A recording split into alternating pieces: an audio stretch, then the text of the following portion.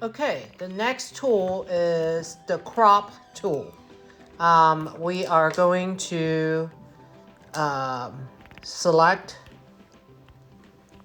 the area right here.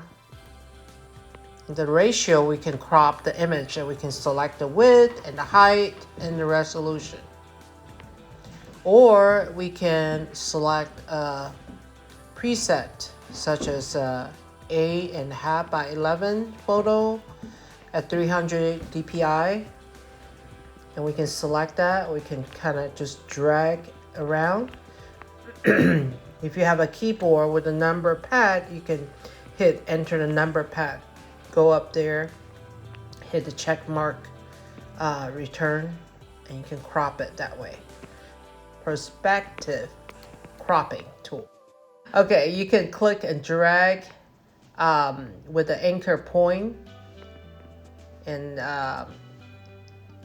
on each slide. You can stretch them out or move it in.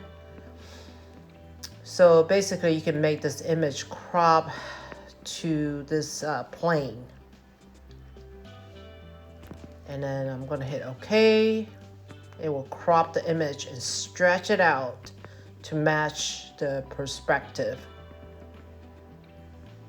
Okay, undo.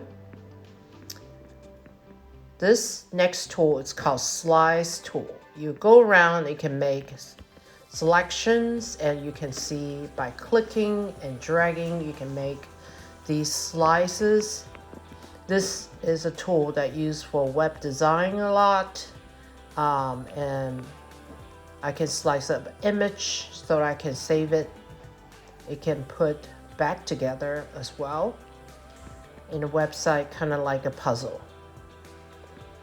If I go to my slice selection tool, slice select tool, which is the next tool, select this particular slice. You can make